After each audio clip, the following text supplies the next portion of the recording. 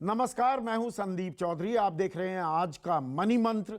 मेरे साथ वरिष्ठ पत्रकार सिद्धार्थ सिंह हैं और आज हमेशा की तरह वो खबरें जो सीधे आपसे जुड़ी हैं, जिनका सरोकार आपसे है, जो आपकी जेब, आपकी आमदनी, आपका खर्च, आपकी नौकरी, आपके बच्चों, आपकी गृहस्थी, इन सब से जुड़ी खबरें। News that you can use.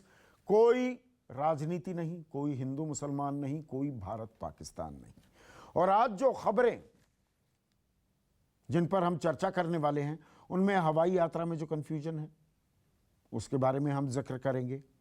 Tax collections बढ़ रही हैं, कल भी मैंने ये खबर ली थी।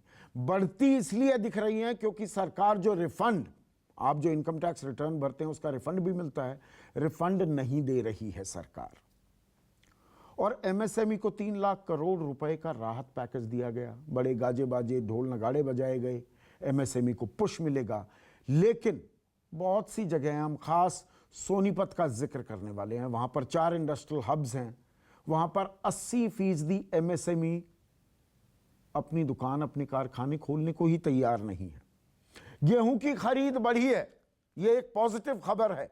तो किसान, जिनकी चर्चा आजकल कम हो रही है, वही इकोनॉमी को कुछ सपोर्ट देते दिख रहे हैं। बच्चों से, आपके बच्चों से, हमारे बच्चों से जुड़ी खबर। हो सकता है अभी स्कूल 3 महीने और ना खुले। जी हां, 3 महीने और ना खुलें, घर पर ही रहें बच्चे। बड़े परेशान हैं, ये परेशानी और बढ़ सकती है। और इस साल न्यूनतम वेज जो है, न्यूनतम वेतन नहीं बढ़ेगा। साल में 2 बार वेतन बढ़ाया जाता है। ये लगभग 178 रुपए है, कोई एक पैमाना नहीं है। और इसमें वृद्धि की जाती है, कोई वृद्धि नहीं होने वाली है। अप्रैल में नहीं हुई, आने वाले दिनों में भी वृद्धि नहीं होगी। और ऊपर से जो ये प्रवासी मजदूर, मुझे इस शब्द से आपत्ति है, लेकिन मजदूर जो अपने घर गए हैं वो मिड जुलाई तक वापस नहीं आ रहे हैं। तो कहीं ना कहीं उद्योग के लिए मजदूर, लेबर की एक प्रॉब्लम, बड़ी समस्या बनती दिख रही है। और ऑफिसेज में एसी नहीं चलेंगे। 70-80 के ज़माने में जाएंगे, 70-80 के दशक के। पंखों में अब कंपनियां अपने ऑफिसेज चलाने का मन बना रही हैं। मारुति ने एक नया प्लांट बना लिया है गुजरात में, लेकिन वहां उत्पादन अगले साल तक शुरू नहीं करेंगे। यह भी कोरोना का असर है कहीं ना कहीं, इस संकट काल का। और 40% टूरिस्ट कंपनीज बंद हो सकती हैं। ये एक बड़ी खबर। तो शुरुआत मैं बच्चों से करता हूं आज, देश के भविष्य से। और ऑनलाइन क्लासेस न्यू नॉर्मल हो रखा है। मेरा भी बेटा है, वो ऑनलाइन क्लासेस करता है, लेकिन खेल कूद में बड़ा इंटरेस्ट है। स्विमिंग नहीं कर सकता, स्क्वॉश नहीं खेल सकता। अब खबर ये आ रही है सिद्धार्थ कि जो हमारा एचआरडी मंत्रालय, मानव संसाधन विकास मंत्रालय, एनसीईआरटी के साथ गाइडलाइंस बना रहा है। Old children first staggered schedule, centre works on back to school norms. तो 9वीं, 10वीं, 11वीं, 12वीं के लिए तो शायद 2 महीने बाद खुल जाएं, लेकिन पहली से 5वीं क्लास के बच्चों के लिए स्कूल अभी 3 महीने, कम से कम 3 महीने नहीं खुलने वाले। बच्चों के लिए परेशानी होगी, लेकिन प्रिकॉशंस भी जरूरी है। संदीप, देखिए, अभी तक 2 महीने का लॉकडाउन तो ऑलरेडी हो चुका है। तो बच्चे तकरीबन पिछले 60-70 दिनों से घरों में ही हैं, खासकर छोटे बच्चे, तो जिन्हें एक्टिविटी की आदत होती है, बाहर जाना, एक दूसरे से मिलना, खेलना, क्योंकि उनकी ये स्टेज ही ऐसी होती है कि जहाँ पे उनके लिए पढ़ाई तो होती है, लेकिन पढ़ाई से ज़्यादा कहीं उनका दिलचस्पी जो होती है खेल कूद में होती है, एक दूसरे से मिलना उनके। तो वो शायद उससे वंचित हैं। और आप जो बात कह रहे हैं, प्रिकॉशन लेने की बात है, तो शायद गवर्नमेंट को ये भी देखना है कि कहीं ना कहीं उनको एक बैलेंस सेट करना है कि बच्चों के साथ मतलब उनको कहीं कोविड से जो है इन्फेक्शन ना स्प्रेड करे। साथ ही लेकिन आप एक बात और देखें संदीप, कि बच्चों के साथ साथ उनके माँ बाप के लिए भी ये चुनौती होने वाली है। क्योंकि अगर आप काम पे जाते हैं, दोनों हस्बैंड वाइफ दोनों कहीं कहीं वर्किंग हैं, तो उन बच्चों को कहाँ आप रखेंगे? क्योंकि ऐसे में क्रेच में छोड़ना या डे बोर्डिंग टाइप के जो अरेंजमेंट्स है वहाँ पे भी छोड़ना की शायद सुविधाएं नहीं अवेलेबल होंगी। तो आने वाला टाइम छोटे बच्चों के लिए खासकर चुनौती तो होगी, ज़रूर होगी। बिल्कुल, आपने अहम पॉइंट किया, जहाँ पर हस्बैंड वाइफ दोनों काम कर रहे हैं और ये एक नॉर्मल सी बात है। शहरों में, जिन इलाकों में आप और मेरे जैसे लोग रह रहे हैं, अर्बन एरियाज़ में, ये एक नॉर्मल फिनोमेना है। तो आपने सही पॉइंट रेज किया है। लेकिन एक लॉकडाउन का एक फ़ायदा भी हुआ है, ख़ास बच्चों को लेकर जंक फूड से थोड़ा दूर हो गए हैं और घिया, तौरी, टिंडे, लौकी अब उन्हें खाने पड़ रहे हैं। नाक चढ़ाकर ही खाते हैं पर खाने पड़ रहे हैं। आपके घर में भी ऐसा हो रहा है सिद्धार्थ? नहीं, बिल्कुल हो रहा है संदीप। हम लोग के यहाँ तो मतलब नई नई डिशेस का एक्सपेरिमेंट हो रहा है, और जो कुछ हम लोग पहले बाहर खाते थे, जैसे पिज़्ज़ा है या कुछ बर्गर्स हैं, वो अब घर में ही तैयार किए जा रहे हैं। खासकर मतलब अच्छी चीज़ों से, मतलब जिसको कहते हैं ना व्हीट पिज़्ज़ा वगैरह पर एक्सपेरिमेंट हो रहा है, नूडल्स बन रहे हैं। और अभी अच्छी बात क्या है कि मेरी बेटी तो थोड़ी बड़ी है, क्लास 9th में है, तो वो भी पार्टिसिपेट कर रही है, तो she is also enjoying cooking.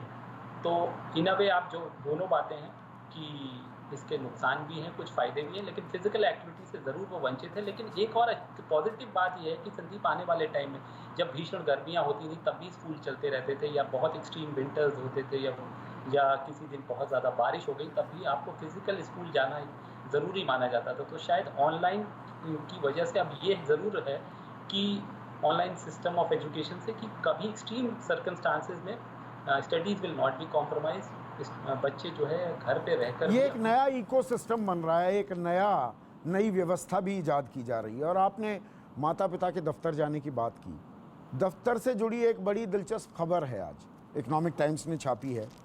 Fans hitech filters oust old style office ACs, यानी कि अब ऑफिस में एसी नहीं चलेंगे। सेंट्रलाइज्ड एसी हैं ज़्यादातर ऑफिसेज में, अब उन्हें बंद किया जा रहा है। पंखों का ज़माना वापसी करेगा क्या? 70-80 के दशक की मैं बात कर रहा हूँ। और बड़ी बड़ी कंपनियां हैं, ये इक्का दुक्का कंपनी नहीं। Myntra, Whirlpool, NTPC, Panasonic life solutions, Alstom, Wakefit, तमाम बड़ी कंपनियां अब एसी बंद कर रहे हैं, क्योंकि सेंट्रलाइज्ड एसी में अगर आपके दफ्तर में एक कोरोना पॉजिटिव हो गया तो वो अचानक क्लस्टर में तब्दील हो जाता है। एक नहीं, 85 को फिर यकायक कोरोना हो जाएगा, संक्रमण फैल जाएगा। ये खतरा भी है, उसके चलते ये कदम उठाया जा रहा है। संदीप, आपने बिल्कुल ठीक बात कहा, क्योंकि सेंट्रलाइज्ड एसी से ये ऐसा माना जा रहा है कि अगर किसी एक आदमी को भी है तो वो इन्फेक्शन इमीडिएटली स्प्रेड होता है। तो कंपनीज़ को एक तरफ तो इंश्योर करना है कि अपने एम्प्लॉयज़ को सेफ रखना है, उनका कामकाज भी जारी रहे। साथ ही आप शॉर्ट टर्म में कहेंगे तो ठीक है, इन्वायरमेंट को भी इससे कहीं ना कहीं, क्योंकि गर्मी बहुत पड़ रही है और इसमें कुछ ना कोई योगदान इन एसीज का भी होता है। लेकिन मुझे नहीं लगता है कि ये बहुत लॉन्ग टर्म फिनोमेना होगा। जब तक ये कोविड-19 का खतरा है तब तक तो ज़रूर ये कंपनियां प्रैक्टिस करेंगी, बिकॉज ज़रूरी भी है, और ये उनके एम्प्लॉयज़ के लिए, उन कंपनियों के लिए भी वेलबींग और उनके एम्प्लॉयज़ दोनों के लिए ज़रूरी है। तो शॉर्ट टर्म फिनोमेना है, लेकिन हाँ, इस शॉर्ट टर्म में अगर आप ऐसा होता है तो एसी की जो मैन्युफैक्चरिंग यूनिट्स हैं उनके लिए भी एक चुनौती होगी। ऐसे में वो अपना कामकाज कैसे चलाएंगे? साथ ही जो मेंटेनेंस यूनिट्स हैं, जो वेंडर्स हैं जो इन एसीज को मेंटेन करते हैं, तो उनके लिए भी कहीं ना कहीं चुनौती आएगी। तो ये वर्लपूल, ब्लू स्टार, ये बड़ी बड़ी जो कंपनियां हैं, हिताची, सैमसंग, एलजी, ये सब बनाने लगे हैं एसी, इनके लिए थोड़ी दिक्कत भी हो सकती है। अब दिक्कत की बात करें तो एमएसएमई का मैंने शुरुआत में जिक्र किया था कि भाई 3 लाख करोड़ का आपने राहत पैकेज दिया, कि एमएसएमई, परिभाषा भी बदल दी एमएसएमई की, लेकिन उसके बावजूद कोई हलचल होती नहीं दिख रही है। बिजनेस स्टैंडर्ड की खबर है 80% एमएसएमईज इन सोनीपत हब, और सोनीपत हब में बता दूं जो दिल्ली से सटा हरियाणा का इलाका है, यहाँ पर कुंडली, राय बढ़ी और गन्नौर, ये इंडस्ट्रियल बेल्ट हैं। यहाँ बहुत सारे छोटे मझोले कारोबारी, उनकी फैक्ट्रियाँ हैं। 80% MSMEs in Sonipat hub await their turn to open, खुली नहीं रही है, क्योंकि एक तो डिमांड नहीं है, ऑर्डर्स नहीं है, ऊपर से लेबर की भी प्रॉब्लम है, और जो इनके डेट्स, जो कर्ज माउंट कर रहे थे, अभी वो राहत इनकी जेब में आनी अभी बाकी है। तो ये बहुत अच्छी खबर नहीं है सिद्धार्थ। संदीप, आपने आज भी हमारे जो एमएसएमई मिनिस्टर हैं नितिन गडकरी, उनका स्टेटमेंट पढ़ा ही होगा कि 5 लाख करोड़ रुपए से भी ज़्यादा जो है देनदारियाँ प्राइवेट और सरकारी कंपनियां दोनों कुल मिला के पूरे सिस्टम का जो है एमएसएमई की तरफ पेंडिंग है, ड्यूज पेंडिंग है एमएसएमई यूनिट्स के। दूसरा, आपने जो कहा कि डिमांड नहीं है, तीसरा लेबर नहीं है, साथ ही कुछ ना कुछ एमएसएमईज ऐसे भी हैं जिनके स्ट्रेस्ड एसेट्स हैं, जिनको जो कि फुली जो है स्टैंडर्ड एसेट्स नहीं है, तो उनको जो एमएसएमई के लिए जो 3 लाख करोड़ की एक स्पेशल विंडो खोली गई है, हो सकता है उसका भी उनको फ़ायदा ना मिले।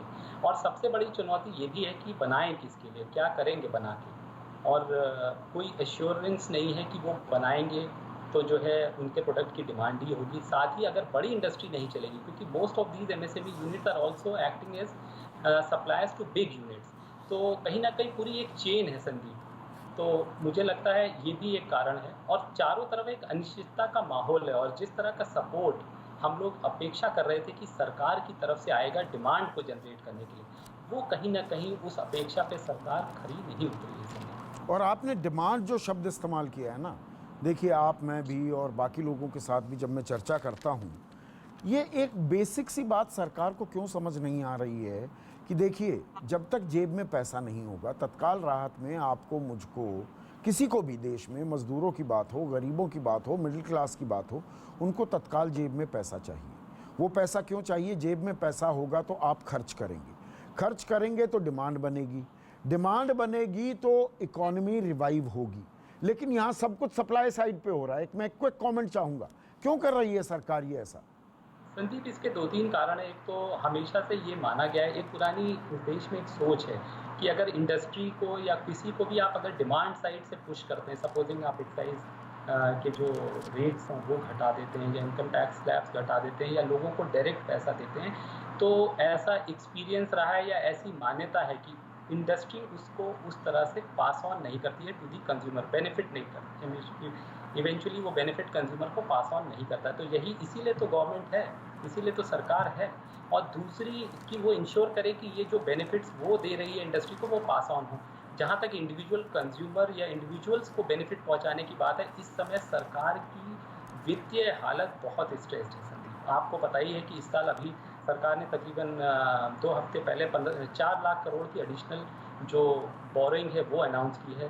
सरकार के जो रेवेन्यूज़ हैं वो ऑलमोस्ट इस समय जो है एकदम ड्राई कर चुका है, ज़ीरो है, रेवेन्यूज़ आए नहीं है पिछले 2 महीने के लॉकडाउन के बाद। उससे पहले भी मुझे लगता है सन 2016 से जिस तरह से नरेंद्र मोदी सरकार ने भारत की अर्थव्यवस्था को जिस तरह से उसको हैंडल किया है, वो मुझे लगता है वहाँ कहीं ना कहीं बहुत बड़ा फ्लॉ था, और इसको सरकार ने कभी माना नहीं। और मुझे लगता है सरकार के पास आज वित्तीय संसाधन जो है कि बहुत भारी कमी है, और उसी का कारण है कि शायद सरकार डिमांड पुश देने में कतरा रही, बिकॉज यू हैव टू। और उसका एक तरीका है ना, उसका एक तरीका है, जो आपका नुकसान है, डेफिसिट है, जो भरपाई नहीं हो रही, जो रेवेन्यू नहीं आ रही, आप मोनेटाइज कीजिए अपने डेफिसिट को।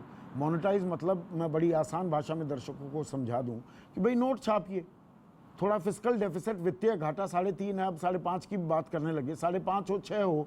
संकट काल, संक्रमण काल में हम इंटरनेशनल मॉनेटरी फंड या वर्ल्ड बैंक की बातें ज़्यादा सुनने की ज़रूरत है क्या? नहीं, IMF वगैरह वर्ल्ड बैंक के पास जाने की तो अब जरूरत नहीं है, क्योंकि नहीं, उनकी बातें सुनने की भी क्यों जरूरत है कि देखिए हम 3.5 की इस लक्ष्मण रेखा को पार नहीं कर रहे, हमारी रेटिंग बरकरार रहेंगी। अभी रेटिंग्स के चक्कर में फंसे या इकोनॉमी को रिवाइव करें? नहीं, रेटिंग तो आपकी अगर एक शॉर्ट टर्म में थोड़ी बहुत डाउन भी हो जाती है तो उससे कोई फर्क नहीं पड़ता अगर ओवरऑल इकोनॉमी पिक कर जाए, क्योंकि अल्टीमेटली अगर इकोनॉमी पिक नहीं करेगी तो वैसे भी रेटिंग डाउनग्रेड आएगा ही आएगा। और जो डिमांड की आप बात कर रहे थे, उससे ही जुड़ी एक और बड़ी खबर, MSME का हमने जिक्र किया है। अब मैं बड़े मैन्युफैक्चरर्स की ओर आता हूँ। मारुति का मैं लगातार उदाहरण दे रहा हूँ। अब आज की खबर है टाइम्स ऑफ इंडिया की, Suzuki defers production at the new Maruti plant. इन्होंने गुजरात में एक नया प्लांट बनाया है, इन्वेस्टमेंट की है 3,800 करोड़ की, लेकिन RC भार्गव कह रहे हैं कि नहीं, ये जो तीसरा प्लांट हमने गुजरात में बनाया है, यहाँ पर उत्पादन अगले साल से ही शुरू करेंगे, क्योंकि फिलहाल अभी डिमांड नहीं है। मारुति मतलब जिसकी डिमांड परपेचुअल रहती है, और शादी त्योहारों का सीज़न आ जाए तब तो और बढ़ जाती है। मारुति कह रही है कि नहीं, अभी हम प्लांट ही शुरू नहीं करेंगे, तैयार है प्लांट, उत्पादन नहीं करेंगे वहाँ पर।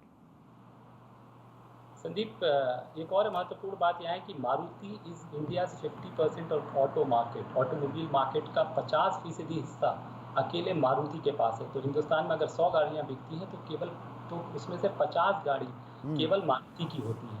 और अगर मारुति ये कह रहा है कि वो अपने प्लांट को खोलने की जो उसकी जो डेडलाइन है उसको और पीछे पुश करा। बेसिकली उन्होंने शायद ये डेडलाइन कहीं 2021 के शुरुआत में रखा था, और आज जो मैं पढ़ रहा था आरसी भार्गव का स्टेटमेंट, अब उन्होंने उसमें किसी भी तरह की वो डेडलाइन नहीं दे रहे हैं या कोई डेट नहीं दे रहे हैं। उनका ये कहना है कि they will now look at the situation how which ever वे, अगर जिस तरह से भी सिचुएशन पैन आउट करेगी आने वाले समय में, तो उसको देखते हुए मैं एग्जैक्ट कोट पढ़ देता हूं, आपने बिल्कुल ठीक बात कही।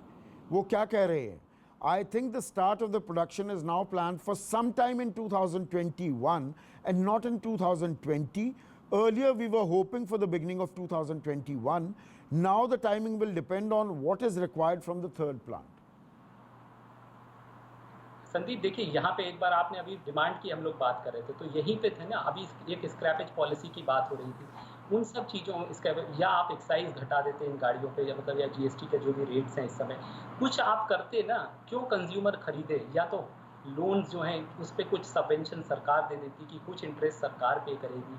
मतलब you have to incentivise the consumer in some way to buy a car, because already automobile sector is facing recession, there is huge cut in demand, कोई गाड़ी वाड़ी खरीद नहीं रहा है। आपने पहले भी देखा होगा बहुत ज़्यादा ऑफर्स अभी भी फिर से करने लगे। मारुति ने तो अभी दोबारा जब लॉकडाउन हल्का सा ये जो खुल रहा है उसमें भी ऑफर्स, काफ़ी अट्रैक्टिव ऑफर्स दे रहा है कस्टमर्स को। लेकिन मुझे लगता नहीं कि ऐसे समय पे जब आदमी के, एक इंडिविजुअल के ऊपर इतना बड़ा संकट हो कि उसकी नौकरी बचेगी कि नहीं बचेगी, आने वाले समय कैसा होगा, कोविड का इम्पैक्ट कितना होगा, मुझे नहीं लगता कि कोई वो गाड़ी खरीदेगा। यहाँ पर वैसे आरसी भार्गव कह रहे हैं कि देखिए हम दाम नहीं बढ़ाने वाले हैं, हम चाहे उत्पादन ना बढ़ाएं अपना, पर हम दाम भी नहीं बढ़ाएंगे।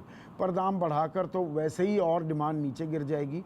और जब तक ये पूरा चक्का नहीं चलेगा, ये सिर्फ मारुति के उत्पादन की बात नहीं है, जो उसके वेंडर्स हैं, जो उसके डीलर्स हैं और एंसिलरीज हैं, उन पर भी असर पड़ता है। और जो आपने टैक्स में छूट की बात की है, उससे जुड़ी खबर मैं अभी आगे लूँगा। उसमें क्या खेल हो रहा है, टैक्स रेवेन्यूज़ बढ़ रहे हैं क्योंकि रिफंड नहीं मिल रहे हैं। लेकिन एक और सेक्टर की हम बात कर लें, 3-4 अखबारों में इसकी खबर है और मैं इंडियन एक्सप्रेस से ये खबर उठा रहा हूँ अभी। 40% travel tourism company start staring at complete shutdown. ये कंप्लीट शटडाउन की बात है, थोड़ा सा नीचे करिए विजय, मतलब पूरी तरह से बंद हो जाएंगी। और डिटेलिंग क्या है, 81% firms have lost revenue up to 100%। 81% कंपनियों की तो 0 बटा लड्डू कमाई, शून्य कमाई। और 35.7% वो टेम्प्रेरी शटडाउन हो जाएगा। 78.6% कंपनी चाह रही है सरकार से कि भैया तत्काल हमें राहत दे दो। पर 20,97,000 करोड़ में टूरिज्म सेक्टर को कोई राहत नहीं मिली है दरअसल। ये तो बहुत स्वाभाविक है, जब इस साल का जो पूरा सीज़न है संदीप, पूरा सीज़न मई जून जो है बम्पर ट्रैवल और टूरिज्म का सीज़न होता है, तो उस पर तो पूरा कोविड का जो है काला बादल जो है छा गया और पूरा का पूरा सीज़न ख़त्म हो गया है, ज़ीरो है। ना तो कोई कहीं पे ट्रैवल क्या, कोई आप कहीं आई जा ही नहीं सकते, लॉकडाउन है। तो और आने वाला टाइम जब इतनी अनसर्टेनिटी है कोविड को लेके, तो ऐसे में ये तो हमको बिल्कुल, मतलब इसमें कोई सोचने वाली या बहुत दिमाग लगाने वाली बात ही नहीं है कि उनके रेवेन्यू ज़ीरो हैं। ट्रैवल टूरिज़्म तो केवल वही व्यक्ति अब ट्रैवल करेगा जिसको कि बहुत इसेंशियल है, किसी इमरजेंसी में वो है, तभी वो जाएगा, या तो अपने शॉर्ट टर्म ऑफिस के काम से, किसी काम से। जो घूमने और जो लोग सैर सपाटे के लिए निकलते थे वो तो टोटली ख़त्म है, बिल्कुल ख़त्म है। तो एकदम आप मान लीजिए कि ये एकदम ज़मीन में तो, या कुछ बोलते हैं ना उसको हिंदी में, एकदम they have been put to the ground, it is over.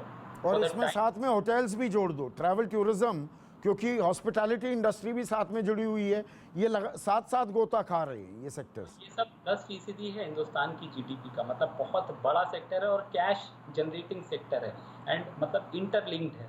अगर होटल में लोग आएंगे तो होटल में रेस्टोरेंट चलेंगे, तो मतलब एक बहुत बड़ी चेन है इसकी ट्रैवल एंड टूरिज्म को। तो आई डोंट नो मतलब what happened to the government, because there were suggestions कि आप उनको जो है कोई जीएसटी के तौर पे या जीएसटी में रिबेट दे दें कंप्लीट, या इनकम टैक्स की जो आगे वो 6 महीने जो भी बिजनेस करते हैं उनको कंप्लीटली इनकम टैक्स से फ्री कर दीजिए, या वो जो अगले 6 महीने या साल भर जो जीएसटी कलेक्ट करते हैं वो उन्हीं को रिटेन करने दीजिए।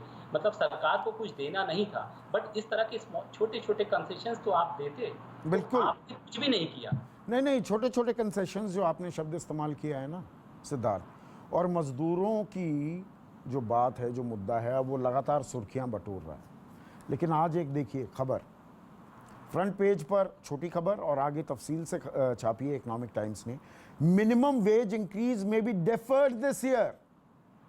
जो न्यूनतम वेतन दिया जाता है साल में 2 दफ़ा, उसमें बढ़ोतरी की जाती है और ये सेंट्रल स्टेट गवर्नमेंट सब करती हैं। और ज़्यादातर जो लोअर मिडिल क्लास है और गरीब तबका है उनको सबसे ज़्यादा राहत मिलती है। लेकिन ये डेफर कर दिया है, मुलतवी कर दिया है सरकार ने, और इसमें सरकार को बचेंगे 7,500 करोड़। सिद्धार्थ, 7,500 करोड़ सरकार बचा लेगी कि न्यूनतम वेतन में कोई इजाफा ना किया जाए। अप्रैल में और सितंबर में ये इजाफा होता है, अप्रैल में तो किया ही नहीं गया। और जो ये है क्या न्यूनतम वेतन, ये भी बता दूं, 178 रुपये प्रतिदिन। और ये अलग अलग कोई पैमाना नहीं है, सेक्टर के हिसाब से बढ़ता घटता रहता है, पर रेंज है 180 रुपये से 430 रुपये। अब सरकार इसे भी नहीं बढ़ाएगी तो जो मजदूर छोड़कर चला गया वापस कैसे आएगा, या मजदूरों को इंसेंटिव क्या है, या काम करने वाले को? मजदूरों के लिए तो इसीलिए आपने देखा होगा कि अभी जो 20 लाख करोड़ का पैकेज अनाउंस हुआ था, उसमें जो मनरेगा का बजट है उसमें जो है 40,000 करोड़ की जो है इजाफा किया सरकार ने, इसीलिए क्योंकि वो चाहते हैं कि जहाँ पे भी मजदूर अपने घर के आसपास ही कोई जो है, पर उसे 365 दिन काम नहीं मिलेगा ना मनरेगा में। नहीं, मनरेगा 365 भी नहीं मिलेगा। और संदीप, जहाँ तक आप ये कह रहे हैं ना कि ये वेजेस बढ़ा, इस समय तो मैं ये मान रहा हूँ कि कम से कम कि कोई वेज भी देने को तो तैयार हो, पहले काम नहीं, यही तर्क दिया जा रहा है इस खबर में, यही तर्क कि देखिए नौकरी तो नहीं ली जा रही ना। अगर हम वेतन बढ़ा देंगे, न्यूनतम वेतन में वृद्धि करेंगे, अप्रैल में कर देते और सितंबर में भी करते, हमें और बोझ उठाना पड़ता, तो पता नहीं कंपनियां दे पाती नहीं दे पाती, नौकरी में रख पाती नहीं रख पाती। तो इसलिए हम नहीं बढ़ा रहे। मतलब तो कह रहे देखिए भैया नौकरी नहीं ले रहे पर वेतन नहीं बढ़ा रहे। और संदीप, इसके पीछे एक कारण ये भी होगा कि आप शायद ये चाहते होंगे कि ज़्यादा से ज़्यादा लोगों को आप एम्प्लॉय कर पाएँ, भले उनको जो है उनके वेतन में इजाफा ना करें, लेकिन अगर आप ज़्यादा से ज़्यादा लोगों को एकोमोडेट कर पाएँ। और इसी के मद्देनज़र मुझे लगता है यूपी में एक माइग्रेंट वर्कर्स के लिए जो है एक कमीशन भी बनाया जा रहा है, और उनकी जो स्किल है उसके हिसाब से आइडेंटिफाई करके उनको हर ज़िले में भी कोशिश की जा रही है। कोशिश की शुरुआत हुई है। मुझे एक अच्छी शुरुआत लगती है कि कम से कम आपकी स्किल के हिसाब से आइडेंटिफाई करके अगर आपको कोई ना कोई रोजगार दिलाया जा सके सरकार की तरफ पर 15 करोड़ मजदूरों पर असर पड़ेगा, वर्कर्स पर, और यही आंकड़ा है। 15 करोड़ हैं और 500 रुपये के करीब इजाफा होता है हर साल, तो 15 करोड़ इंटू 500 ये 7,500 करोड़ का आंकड़ा आता है। अब एक और इसी से जुड़ी खबर, migrant workers to return after kharif sowing. अभी खरीफ की बुआई चल रही है, तो जो चले गए मजदूर अपने गांव, अपने देश, अपने प्रदेश, वो इस बुआई के बाद ही आएंगे। तो जो ये डिमांड की हम बात कर रहे थे, और उत्पादन बहुत जगह शुरू नहीं हो रहा, एमएसएमई भी काम नहीं कर रहे हैं अभी अपना शुरू, तो मजदूर तो लौटेगा जुलाई, मिड जुलाई, 15 जुलाई के बाद ही। तो संकट, ये विशेष साइकिल और गहराएगी। बिल्कुल गहराएगी संदीप। हो सकता है आपके एग्रीकल्चर के सोइंग सीजन पे भी इम्पैक्ट आ सकता है, क्यों नहीं आ सकता है, बिकॉज अभी तो माइग्रेंट अपने को, he is just looking for his own security. वो अभी इस समय उसको ये चिंता नहीं है कि आपका क्या नुकसान हो रहा है, नहीं हो रहा है। अभी तो उसको ये चिंता है कि मैं कैसे जल्द से जल्द अपने घर सुरक्षित पहुँचूँ। हालांकि वो कितना सुरक्षित पहुँच रहा है ये हमको सबको आपको मालूम ही है क्या हालत है। जो माइग्रेंट लेबर जिस हालत से वो लौट रहे हैं, 4-4 दिन उन्हें ट्रेनों में गुजारना पड़ रहा है, ना पानी मिल रहा है, ना ठीक से खाना मिल रहा है। भारत भ्रमण हो रहा है, हाँ, उनको भारत दर्शन कराया जा रहा है। 25 घंटे का रास्ता 2.5 दिन में, 28 घंटे का रास्ता 4 दिन में। चारों तरफ अनिश्चितता का माहौल है। कोई भी चीज़, मतलब जिसको अनिश्चितता और क्योस का मतलब, अगर इसको 2 शब्दों में अगर हम लोग डिस्क्राइब करें तो बहुत ही, और जिस पे वो गुजर रही होगी वो वही बता पाएगा, वही उसका बयान कर पाएगा क्या हालत है। पर इन सब के बीच एक अच्छी खबर भी आ रही है, ज़्यादातर अखबारों ने इसे कैरी किया है, वो ये कि जो इस बार गेहूं की प्रोक्योरमेंट है वो पिछले साल से ज़्यादा हुई है। देखिए लेबर की भी दिक्कत है, सारे सेक्टर्स टैंक कर रहे हैं, लेकिन कृषि अभी भी सपोर्ट दे रहा है भारतीय अर्थव्यवस्था को। गेहूं का जो प्रोक्योरमेंट है वो पिछले साल से भी ज़्यादा है इस बार, संदीप, बहुत इंटरेस्टिंग बात आपने कही। एक हमारा जो फूड कॉरपोरेशन ऑफ इंडिया है, जिसको कि अभी तक हम लोग सफ़ेद हाथी मानते थे, इस कोविड में वो इतना बड़ा फूड लाइफलाइन बन के उभरा है। मेरी आज सुबह ही एफसीआई चेयरमैन से बात हो रही थी। जिस तरह से उन लोगों ने पूरे देश में गेहूं और चावल को ट्रांसपोर्ट किया और इंश्योर किया कि कहीं पे भी इसकी शॉर्टेज ना हो। साथ ही जो प्रिक्योरमेंट है, ये प्रिक्योरमेंट बेसिकली पंजाब और हरियाणा में किया है उन लोगों ने, और डेली 1 लाख लेबर एम्प्लॉय करता है एफसीआई, कॉन्ट्रैक्ट लेबर। और इसका जो रिकॉर्ड आप जो बोल रहे हैं प्रिक्योरमेंट हुआ है, उसका एक और कारण ये है कि इस समय प्राइवेट सेक्टर, संदीप, नदारद है। तो FCI is the only lifeline, या FCI is the only institution which is buying grades. तो फार्मर के पास भी एफसीआई ही एक अकेला ऑप्शन है जहां पे वो जाके ग्रेन्स अपनी बेच रहे हैं, और एफसीआई समय से पेमेंट कर रहा है। और वो मुझे एक और इंटरेस्टिंग बात बता रहे थे कि 1 लाख लेबर में केवल 5 ऐसे केसेस आए हैं जहां पे उनके एम्प्लॉयज़ को कोविड हुआ है, वो भी उनके जो वो बाहर जाते हैं, ना कि उनके अपने जो कैंपसेस हैं उनमें किसी को कोविड का जो है कोई इन्फेक्शन अभी तक नहीं हुआ है। And that is the reason कि वो लोग इसको इतने सक्सेसफुली कर पाए हैं। एक तरफ प्रिक्योरमेंट किया, साथ ही उसका ट्रांसपोर्टेशन भी किया ग्रेन्स का। अब 2 खबरें रह गई है, 2 ही मिनट में इनको कवर करते हैं। एक खबर को मैंने कल भी कवर किया था, और ये हेडलाइन क्या है? Lower refunds push direct tax collections up. यानी कि कागज पर दिख रहा है कि इस बार टैक्स कलेक्शन जो है वो और अच्छी हो गई है, बेहतर हो गई है, पर उसमें खबर ये छिपी हुई है कि रिफंड नहीं दे रही है सरकार। कल मैंने आंकड़ा भी दिखाया था और बताया था दर्शकों को कि पिछले साल मई में रिफंड जो थे वो लगभग 48,600 करोड़ थे। इस बार जो रिफंड दिए गए हैं वो सिर्फ 16,000 करोड़। तो इसे प्रूडेंट इकोनॉमिक पॉलिसी मानकर चलते हैं। सरकार रिफंड रोके रखती है, थोड़ा डिलेड रिफंड देती है, पर इतना डिले करने की ज़रूरत है ऐसे वक्त में? नहीं संदीप, मुझे लगता है ये बिल्कुल एक टेक्निकल टाइप की खबर है, मुझे लगता है, क्योंकि अभी 2 महीने से इनकम टैक्स के ऑफिसर्स भी काम नहीं कर रहे थे।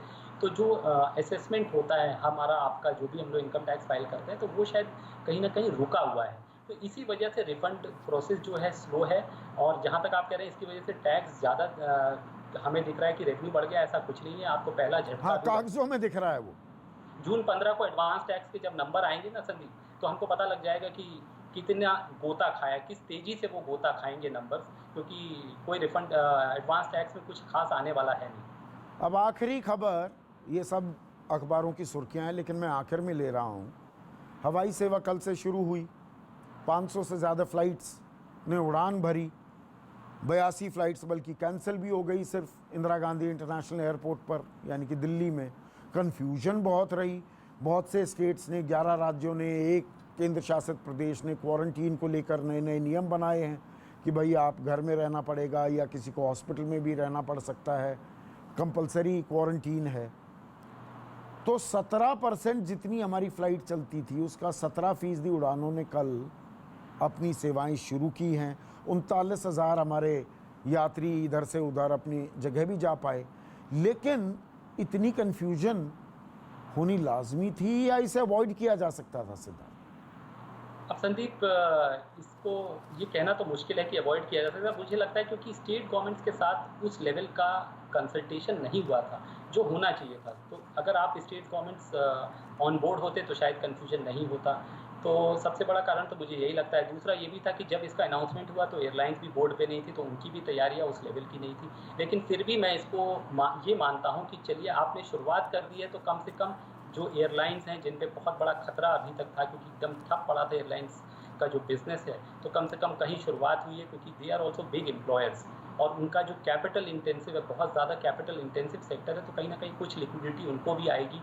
तो एयरलाइंस, एयरपोर्ट्स और लोगों को भी सहूलियत मिलेगी। तो कम से कम चलिए शुरुआत तो हुई, भले थोड़ा कन्फ्यूजन है। मुझे लगता है आने वाले दिनों में चीज़ें और बेहतर होंगी। और civil aviation sector is bleeding internationally देखो, अमेरिका में तो 4 बड़ी कंपनियां, वॉरेन बुफे ने अपना सारी होल्डिंग बेच दी कि इनका तो बंटाधार होने वाला है। बड़ी बड़ी कंपनियां ग्राउंड हो रही हैं, नए ऑर्डर्स बोइंग से लिए नहीं जा रहे हैं। तो बहुत ही बड़ा संकट काल है एयरलाइन इंडस्ट्री के लिए भी। सिद्धार्थ, आपने वक्त निकाला और आज आपको मैंने थोड़ा वेट भी कराया, उसके लिए माफ़ी और शुक्रिया कि आपने विश्लेषण किया। आज का मनी मंत्र में सिर्फ इतना ही। नमस्कार।